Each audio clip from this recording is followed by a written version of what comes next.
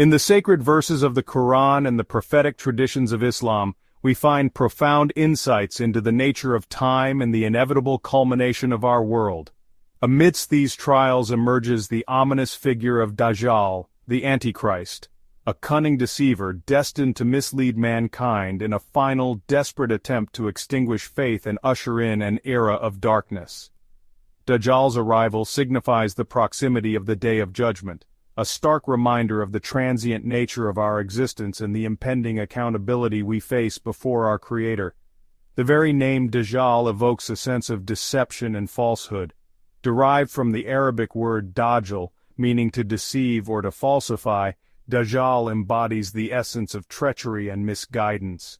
His reign will be a time of moral ambiguity, when the boundaries between right and wrong become blurred, and the very foundations of faith are shaken to their core. Dajjal's physical appearance is described in great detail in Islamic traditions, serving as a warning to believers and a means of identifying this embodiment of evil. Unlike the majestic and awe-inspiring presence of true prophets, Dajjal's form is a grotesque mockery of humanity, a testament to the twisted nature of his soul.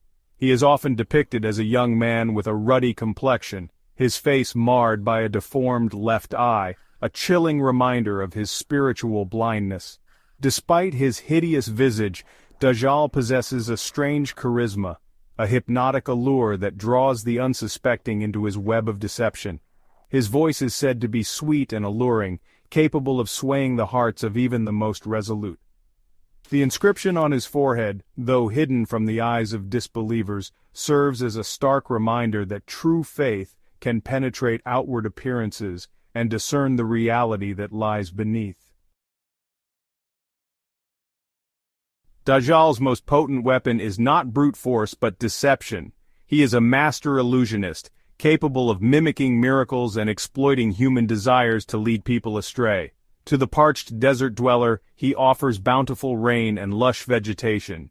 To the impoverished, he promises unimaginable wealth. To the power-hungry, he dangles the allure of dominion and control.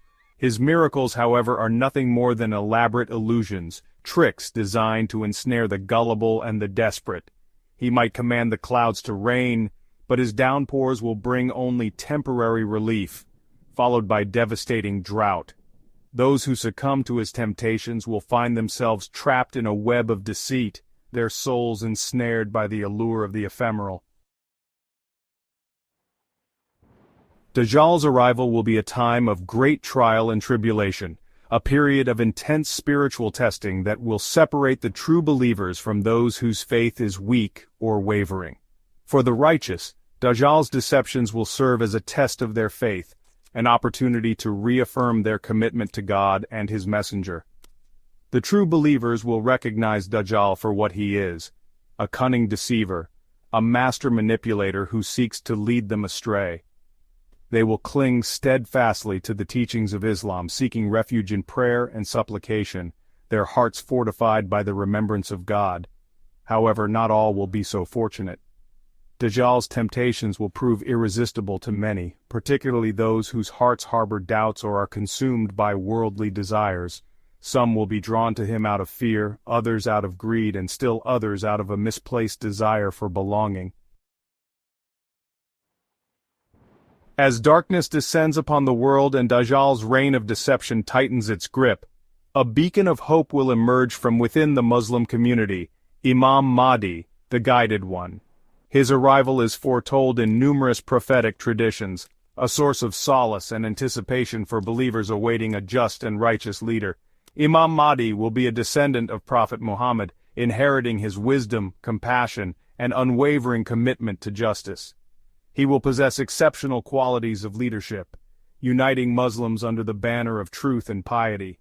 Imam Mahdi's primary mission will be to combat Dajjal's falsehood and restore balance to a world teetering on the brink of chaos. He will rally true believers, reminding them of their faith's fundamental tenets and urging them to resist Dajjal's temptations. His reign will be a time of spiritual renewal, a period of intense preparation for the final confrontation between good and evil. One of the most intriguing and chilling aspects of Dajjal's persona is the mark of Kafir inscribed between his eyes. This mark, invisible to those whose hearts are clouded by disbelief, serves as a litmus test of faith, a divine signpost separating the believers from the deceived. The inscription of Kafir is not merely a physical blemish but a reflection of Dajjal's true nature. For those who have surrendered to Dajjal's deception, this mark remains hidden, a cruel irony that underscores their spiritual blindness. However, for the true believers, the mark of Kafir is clearly visible, a stark and undeniable reminder of Dajjal's true identity. This ability to perceive the mark is not a product of superior intellect or worldly knowledge, but a gift bestowed by God upon those who have purified their hearts and strengthened their faith. It underscores the importance of seeking knowledge, purifying one's intentions, and strengthening one's connection with God. As Dajjal's reign reaches its zenith and the world teeters on the brink of utter despair, a momentous event will unfold: the return of Isa, Jesus, son of Mary, to earth. Descending from the heavens in all his glory, Isa's return will herald a new era, a time of divine intervention and the ultimate triumph of good over evil. Isa's return is not merely a symbolic event but a tangible reality, a fulfillment of divine prophecy and a testament to God's power over life and death. Isa's primary mission upon his return will be to confront and vanquish Dajjal, to shatter his web of illusions and liberate humanity from his tyrannical grip. Armed with the power of God, Isa will engage Dajjal in a final, epic confrontation, a battle that will determine the fate of mankind. Isa's victory over Dajjal is not merely a physical triumph, but a spiritual victory, a resounding affirmation of God's dominion over creation and the ultimate futility of falsehood. The final showdown between Isa and Dajjal, a clash foretold in countless Islamic traditions, will mark the culmination of the struggle between good and evil. Dajjal, despite his seemingly insurmountable power and influence, will be no match for the divine might embodied in Isa. His illusions will shatter, his deceptions will be exposed, and his reign of terror will crumble before the might of truth. Isa will strike down Dajjal at the Gate of Lod, a symbolic location that underscores the universality of this battle and its relevance to all of humanity. This victory will not be achieved through brute force but through the power of faith, the unwavering belief in God's promise and the ultimate triumph of righteousness.